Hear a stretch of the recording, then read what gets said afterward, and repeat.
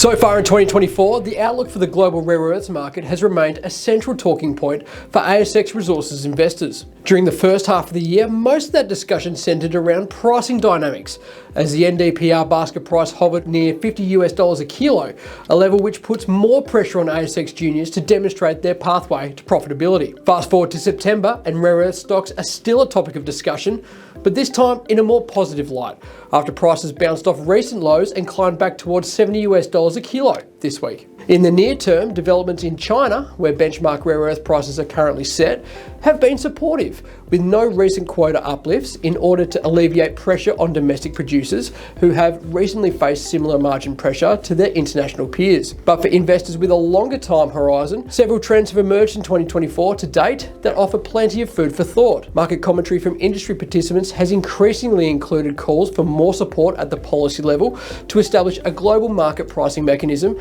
that can allow rare earth producers in jurisdictions like Australia to build scale and generate profits. At last month's Diggers and Dealers conference in Kalgoorlie, former federal opposition leader and WA Governor Kim Beazley called for direct federal government support to subsidise Australia's rare earths industry, on the basis that it was in the country's strategic interest to establish an integrated mining and downstream processing industry to offset China's industry dominance. Separately, ASX major Iluka Resources is currently in negotiations with the Australian government to provide more funding for its flagship rare earths refinery at Eneabba in WA. Other industry players have advocated for the establishment of a coordinated pricing mechanism which ensures rare earths producers can generate a reasonable rate of return. Those sentiments echoed that of Goldman Sachs analysts, who published research earlier this year flagging that the global rare earths market outside of China still requires strong growth to meet growing demand from 2025 onwards. Goldman Sachs says that we believe that over time a Western world price index is required to disconnect from China price, highlighting that rare earths are the only global commodity where the price is directly set by China,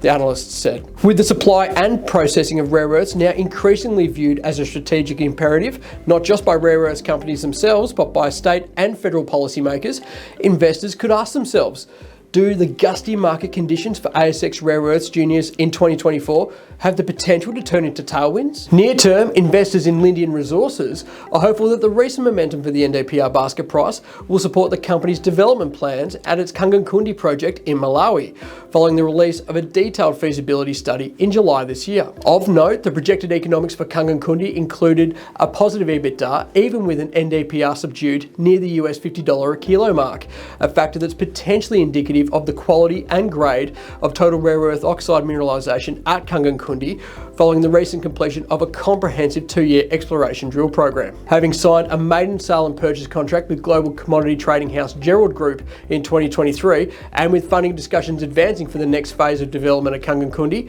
Lindian remains on the radar of investors as an ASX company that has the potential to play a key role amid the rapidly evolving supply and demand landscape of the global rare earths market. Closer to home, another ASX junior, Arc Mines, has plans to scale up supply of its own from its fully owned Sandy Mitchell rare earths project in North Queensland. Now, for the geologists watching, the Sandy Mitchell project has a unique attribute in that it is the first surface expressed placer rare earth deposit with a JORC resource on the ASX. In May this year, ARC declared it made an indicated mineral resource estimate for Sandy Mitchell of 21.7 million tonnes at 1,419 parts per million monazite equivalent. While ARC is confident it can extract the monazite from the mineral sands through simple, low-cost downstream processing, the company provided an update on the potential scale of the project back in July, with the publication of an expanded exploration target for Sandy Mitchell, which was estimated at 1.3 billion tonnes to 1.5 billion tonnes at 1,250 to 1,490 ppm monazite equivalent.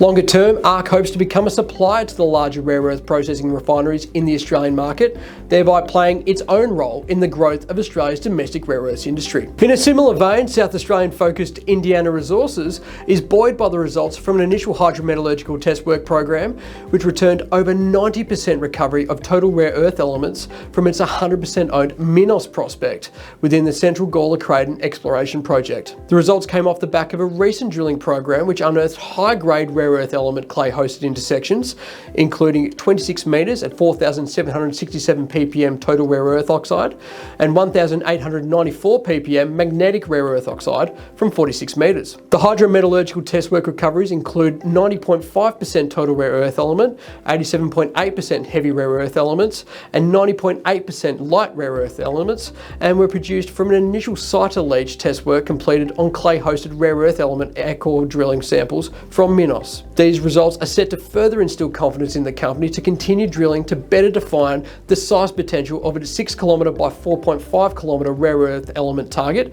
while also planning the next phase of hydrometallurgical test work, which will focus on acid leaching of the concentrate. Add it all up and one thing looks evident, that the rare earth space is likely to remain a hotbed of activity for investors, whether they are focused on the complexities of global rare earth prices or the outlook for ASX juniors committed to the development of their respective projects. And as Kim Beazley noted in his Diggers speech, Australia has the potential to be a rare earths heaven. In the same breath, he also noted that domestic rare earths exploration is only around 20% of what it could be. So, can Australia become a rare earth superpower? Well, the next 12 months are likely to shed plenty of light on the future direction of the industry.